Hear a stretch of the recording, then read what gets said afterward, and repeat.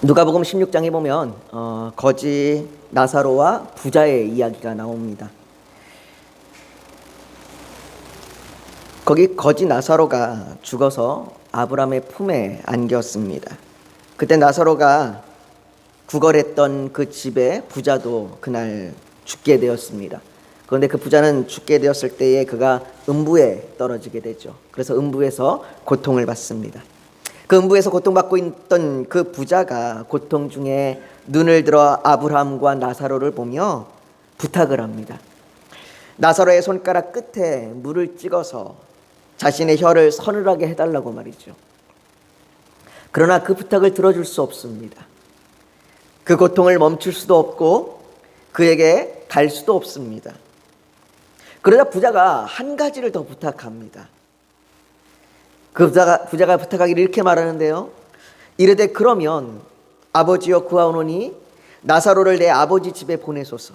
내 형제 5이 있으니 그들에게 증언하게 하여 그들로 이 고통받는 곳에 오지 않게 하소서.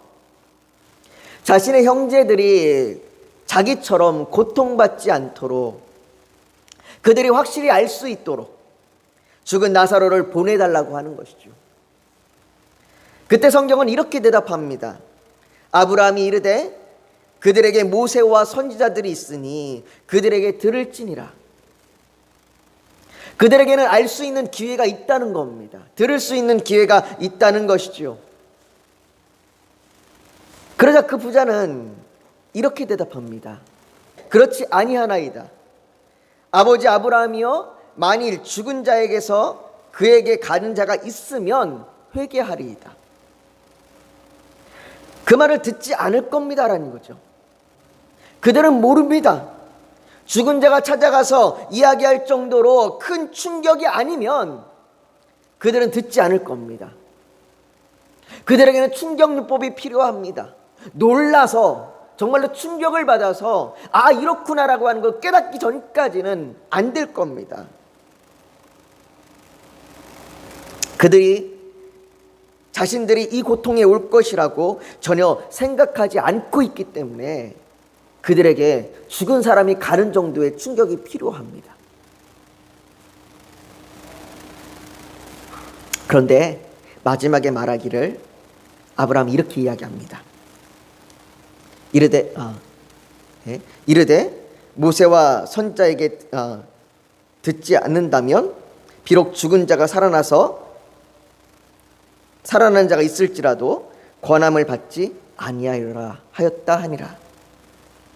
그들이 듣지 않으려고 한다면 충격요법도 소용없다는 겁니다. 죽은 사람이 가서 이야기하는 건 역시 소용이 없다는 거예요. 잠시 놀라고 두려울 수는 있지만 그들은 오히려 그 놀라고 두려운 일 때문에 하나님을 찾는 것이 아니라 잘못된 길로 갈 거라고, 잘못된 길을 오히려 더 찾을 거라고 그렇게 이야기하는 거죠. 여러분, 부자는 자신이 음부의 고통에 있을지 몰랐습니다. 그는 자신이 행한 행동들이 어떤 결과를 가져오는지 전혀 몰랐습니다. 그 몰랐다는 것이 큰 후회되고 잘못이었습니다. 그래서 자신의 형제들은 알기를 바라는 겁니다. 그들도 자신처럼 몰랐습니다라고 말하지 않도록 그들이 알 수 있도록 보내달라고, 듣게 해달라고 그렇게 말하는 것이죠. 그들은 몰랐습니다. 몰랐어요. 이렇게 얘기할 수 있다는 겁니다. 한 직장인이 회사에서 늦게 퇴근하고 차로 자신이 사는 아파트로 왔습니다. 늦은 시간이라 그런지 주차할 곳이 없었어요. 그래서 아파트 주차장을 몇 번을 돌아도 빈자리를 찾을 수가 없었고, 빈자리라고는 장애인 주차구역 뿐이었습니다. 장애인 주차구역에 주차하면 과태료가 나온다는 것을 알고 있기에 그곳에 주차할 수는 없었습니다. 몇 번을 더 돌아도 자리가 없자 그나마 비어있는 장애인 주차구역에 이중주차를 했습니다. 그 장애인 주차구역에 세울 수는 없고 그 앞에다가 차를 세운 거죠. 그런데 얼마 뒤에 그에게 과태료 고지서가 도착했습니다.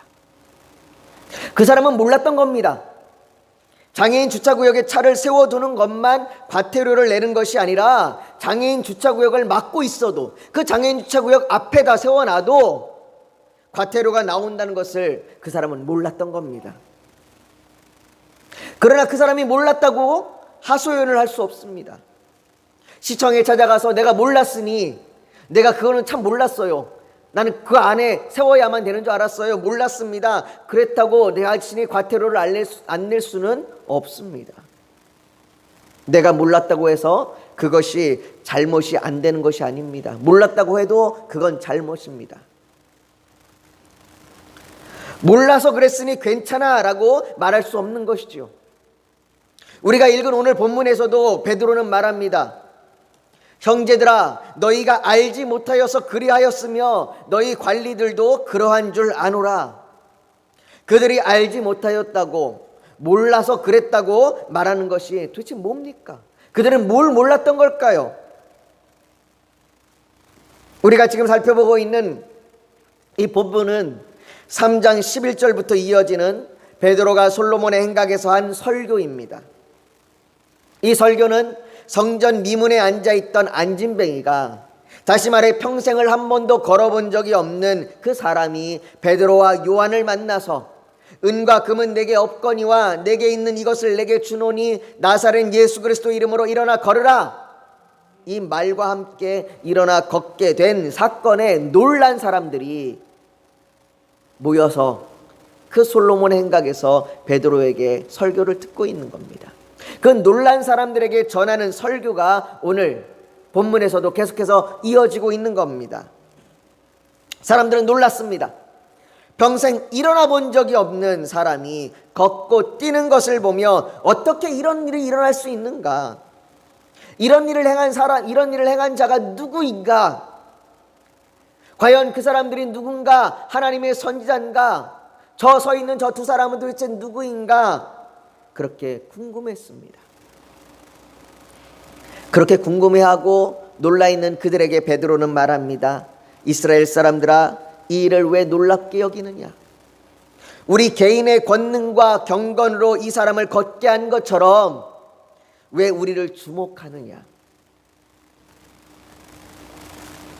그 이름을 믿음으로, 그 이름이 너희가 보고 아는 이 사람을 성하게 하였으니 예수로 말미암아 난 믿음이 너희 모든 사람 앞에서 이같이 완전히 낫게 하였느니라. 그 사람을 낫게 한 건 우리의 능력과 우리의 경건이 아니다. 우리가 대단한 것이 아니다. 왜 우리를 주목하느냐? 이 사람이 낫게 된 것은 예수님 때문이다. 예수로 말미암아 난 믿음이 이 사람을 완전히 낫게 한 것이다. 예수가 누구인지 너희가 잊었느냐? 불과 몇 개월밖에 지나지 않았는데 잊어버렸느냐? 너희가 죽이기로 작정하고 빌라도에게 넘겨주었으며 살인한 사람을 놓아주더라도 죽여야 한다고 말했던, 그래서 결국은 아무런 죄도 찾지 못하였음에도 십자가에 못 박아 죽인 예수를 너희가 잊어버렸느냐? 베드로는 사람들에게 예수 그리스도를 떠올리라고 말합니다. 그들이 예수 그리스도를 어떻게 죽였는지 기억하라고 말이죠. 아무런 죄도 없으신 예수를 사람들이 십자가에 못 박아 죽였습니다. 그래요, 그들은 자신들이 하는 일이 어떤 것인지 몰랐습니다. 예수님께서도 그들에게 대하여 이렇게 얘기합니다. 아버지, 저들을 사하여 주옵소서. 자기들이 하는 것이 어떤 것인지 알지 못함이나이다. 예수님도 십자가에서 그렇게 말씀하셨어요. 저들이 지금 무엇을 하는지 본인들이 알지 못하고 그렇게 항해하고 있습니다. 고린도전서 2장 8절에서도 말합니다.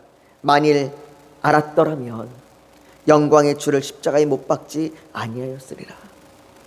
만일 알았더라면, 저들이 예수가 누군지 알았더라면 저들이 저렇게 예수를 십자가에 못 박지 않았을 거다. 그런데 그들은 몰랐습니다. 예수가 누군지 몰랐습니다. 예수가 어떤 분인지 몰랐습니다. 아니, 알려고 하지 않았습니다. 여러분, 우리도 신앙생활을 하면서 하나님을 참 많이 모르는 것 같습니다. 그래서 때로는 하나님을 잘못 이해하기도 합니다. 제가 오늘 칼럼에도 적기도 했지만 전 이번 한 주 계속해서 믿음과 의심에 대하여 생각하게 되었습니다.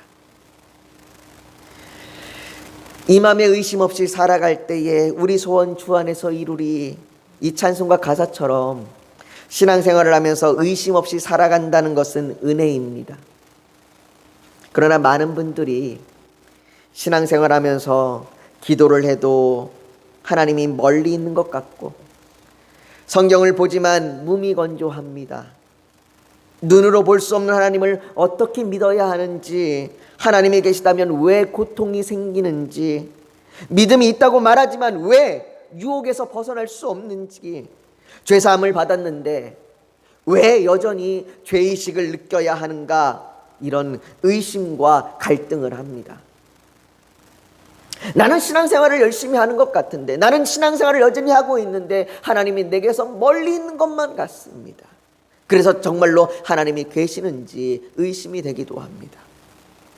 그리고 이런 마음이 들면 자신의 신앙이 잘못되었다고 생각하면서 하나님을 피하게 됩니다. 왜 나는 신앙생활하면서도 여전히 의심하는가? 하나님은 왜 나를 이런 의심에서 건져내 주시지 않는가? 하나님께서 나와 상관이 없으신가? 이런 생각이 우리를 사로잡아 버리는 것이죠. 또한 우리 마음에 생기는 염려는 어떻습니까? 성경은 우리에게 말합니다. 목숨을 위하여 무엇을 먹을까, 무엇을 마실까, 몸을 위하여 무엇을 입을까 염려하지 말라. 그러나 우리는 여전히 염려한다고 말이죠. 분명히 주님은 우리에게 염려하지 말라고 말하는데, 우리가 여전히 염려하고 있다면, 그렇다면 우리의 신앙이 무엇인가 잘못된 것 아닐까요?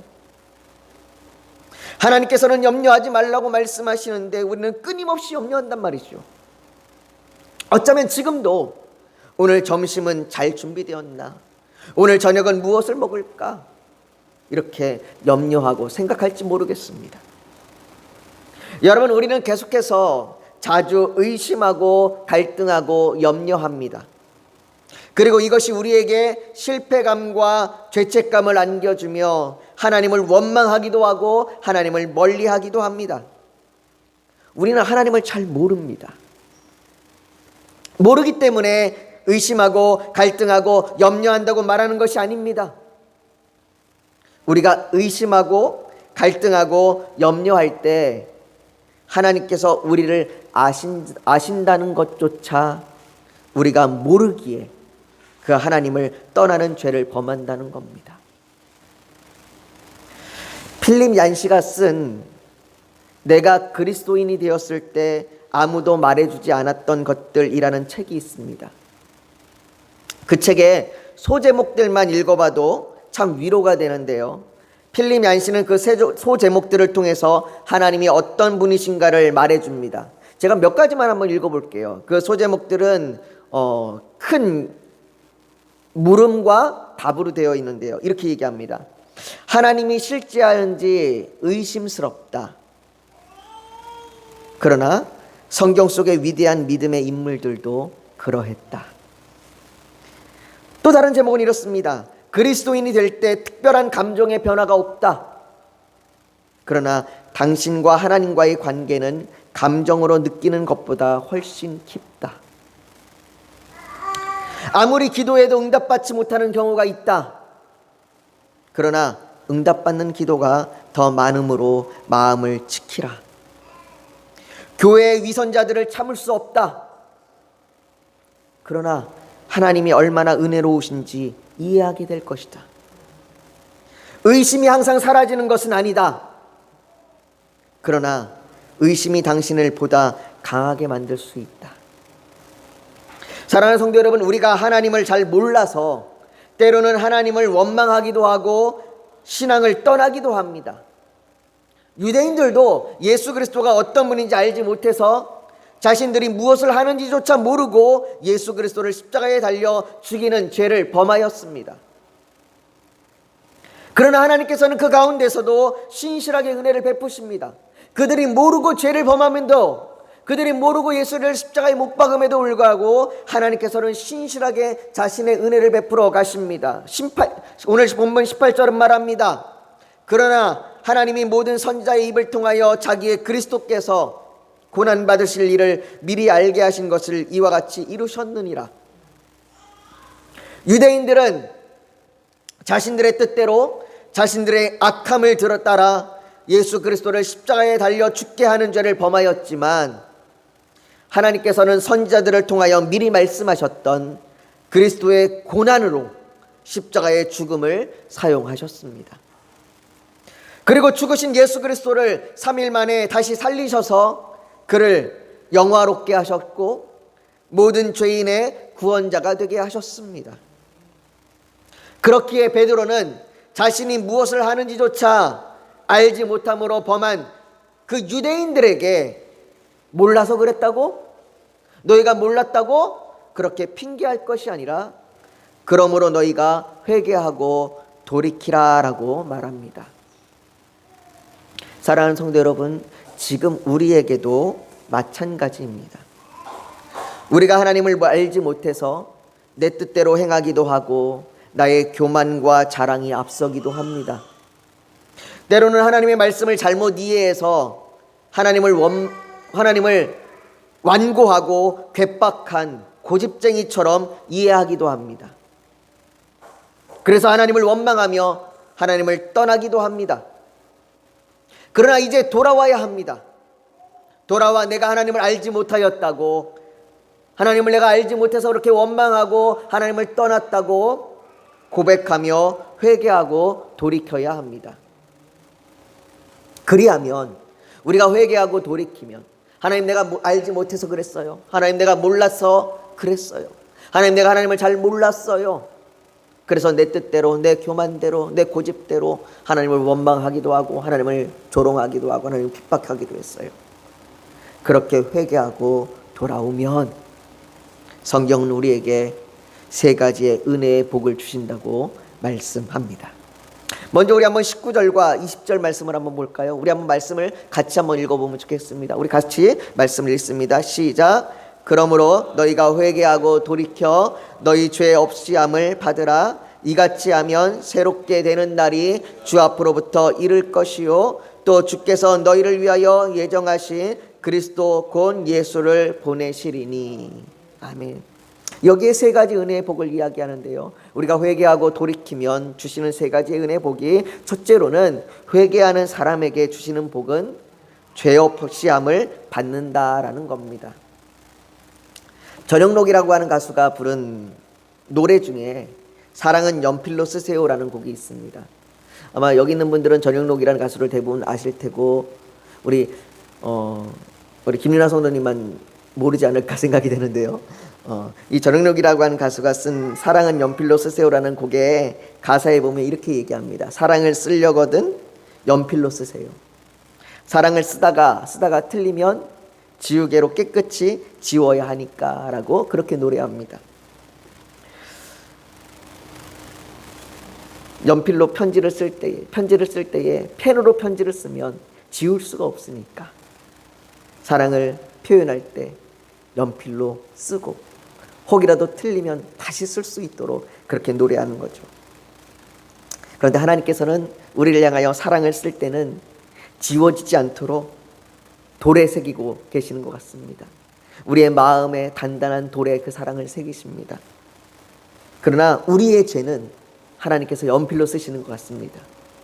우리의 죄가 아무리 크고 우리의 죄가 아무리 심하고 우리가 몰랐던 그 죄들이 아무리 대단할지라도 언제라도 우리가 회개하면 예수님의 그 보혈의 지우개로 깨끗이 지울 수 있도록 하나님은 그 죄를 연필로 쓰시는 것 같습니다. 그래서 히브리서 8장 12절은 말합니다. 내가 그들의 불의를 긍휼히 여기고 그들의 죄를 다시 기억하지 아니하리라. 하나님은 우리가 회개하면 우리의 죄를 사해 주십니다. 우리의 죄를 다시는 기억하지 않으십니다. 이것이 회개하고 돌아오는 자의 첫 번째 주시는 복이에요. 그렇다면 두 번째 주시는 복은 뭐냐? 두 번째로 회개한 사람에게 주시는 복은 새롭게 되는 날이 이를 것입니다 라고 이야기합니다. 여기에 새롭게 되는 이라고 번역한 헬라어는 아나푸시스라고 하는 단어인데요, 이 단어의 뜻은 뭐냐면 한숨을 돌리다라는 뜻입니다. 새롭게 되는 날은 한숨을 돌리는 날입니다. 요나를 통해서 전해준 말씀에 니느웨가 회개함으로 파멸로부터 한숨을 돌렸던 것처럼, 이제 살았다, 이제 괜찮다 라고 한숨을 돌리는 것처럼 구원을 얻은 새로운 날이 시작되는 것이죠. 그래서 찬송가 370장은 이렇게 노래하는 것 같습니다. 찬송가 370장 주 안에 있는 나에게는 이렇게 말합니다. 주 안에 있는 나에게 딴 근심이 있으랴.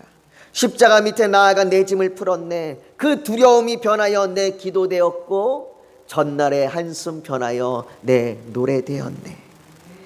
여러분, 이처럼 새롭게 되는 날은 주 안에 머무는 한숨이 사라지는 매일매일이 되는 겁니다.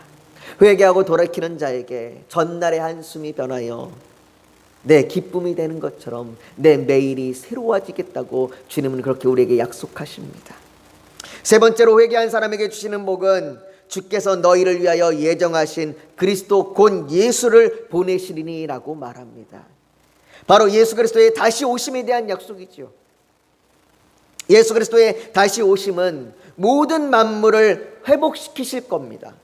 21절은 말합니다. 하나님이 영원 전부터 거룩한 선지자들의 입을 통하여 말씀하신 바 만물을 회복하실 때까지는 하늘이 마땅히 그를 받아두리라. 부활 승천하셔서 하나님 보좌 우편에 앉아 계신 예수 그리스도께서 다시 오실 때 모든 만물이 회복될 것이고, 그때에는 우리가 가지고 있는 몰라서 행했던 의심, 갈등, 염려 이런 것들이 사라질 것이며, 우리가 더 이상 하나님을 모르지 않다고, 내가 이제 하나님을 반드시 정확하게 안다고, 내가 이제 하나님을 알 수 있다고 그렇게 말할 겁니다. 우리는 그때 하나님을 알 겁니다. 바울은 말합니다. 우리가 지금은 거울로 보는 것 같이 희미하나 그때는 얼굴과 얼굴을 대하여 볼 것이요 지금은 부분적으로 아나 그때에는 주께서 나를 아신 것 같이 내가 온전히 알리라. 주님이 다시 오실 때에 우리는 하나님을 완전히 알게 될 겁니다. 이것이 세 번째 회개하고 돌이킨 자에 주시는 복입니다. 사랑하는 성도 여러분, 누가복음에 우리가 서론에 살펴봤던 그 부자는 형제들을 향하여 그들이 들을 수 있도록 나사로를 보내달라고 그렇게 요청했습니다. 그러나 그 부자의 형제들에게는 아직 기회가 있습니다. 그들은 아직 음부에 떨어지기 전이라 모세와 선지자의 말을 들을 수 있는 기회가 있습니다. 오늘 우리가 읽은 본문에서도 베드로는 모세, 사무엘, 모든 선지자들을 통하여 계속해서 약속된 예수 그리스도를 말하고 있습니다. 엠마오 마을로 가는 두 제자에게 예수님께서 모세와 모든 선지자들의 글로 시작하여 모든 성경에 쓴 바 자기에 관한 것을 자세히 설명하실 때에 그들의 마음이 뜨거워졌습니다. 그리고 다시 예루살렘으로 그들이 돌아갑니다. 가던 길을 돌이킨 겁니다. 이것이 회개요. 회개한 그들에게 주님의 제자로서 새로운 삶을 사는 복이 임한 겁니다. 오늘 본문 26절은 말합니다. 하나님이 그 종을 세워 복 주시려고 너에게 먼저 보내사 너희로 하여금 돌이켜 각각 그 악함을 버리게 하셨느니라. 하나님께서는 우리에게 복을 주시기를 원합니다. 우리가 예수 그리스도를 잘 알도록, 그래서 내가 예수님을 몰라서, 하나님 내가 몰라서 그랬어요, 하나님 내가 예수님을 잘 몰라서 그랬어요, 내가 하나님을 잘 몰라서 그랬어요, 그렇게 몰라서 범하는 그 모든 악함에서 떠나도록 우리에게 복을 주시기를 원하십니다. 그래서 오늘 본문에서 유대인들에게 얘기했던 것처럼 우리에게도 회개하고 돌이켜라. 회개하고 돌이켜라 라고 말하는 거죠. 그러니 오늘 우리가 혹 내가 주님을 알지 못해서 혹은 오해해서 하나님을 멀리하고자 했던 모습이 있다면 이 시간 회개하고 주님을 더 알기를 갈망하는 복을 사모하겠다고 결단하면서 기도하길 원합니다. 오늘 우리가 그렇게 기도할 때에 하나님이 우리에게 회개할 수 있는 마음을 열어주실 거고, 우리에게 하나님의 그 아는 그 은혜를 더욱더 부어주실 것이고, 우리의 죄를 사해 주실 것이며, 우리에게 새로운 날들을 허락하시고 우리에게 영원한 회복을 허락하여 주실 것입니다. 우리가 그렇게 하나님 앞에 구하며 나아가기를 소망합니다. 오늘 그래서 우리가 잠시 주님 앞에 더 기도하며 나아가길 원합니다. 하나님, 내게 하나님을 알 수 있도록 은혜를 더하여 주십시고, 내가 하나님을 몰랐던 것들을 회개할 수 있도록 우리를 인도하여 주시옵소서.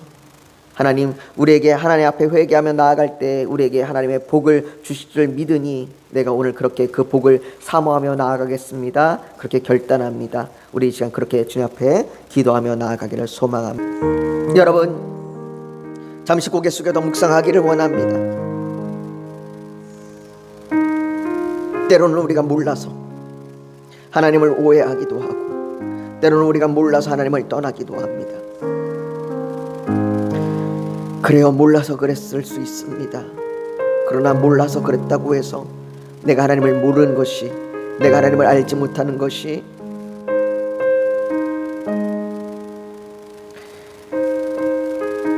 죄로부터 멀어지는 것은 아닙니다. 우리가 하나님을 알지 못하는 것이 여전히 죄입니다.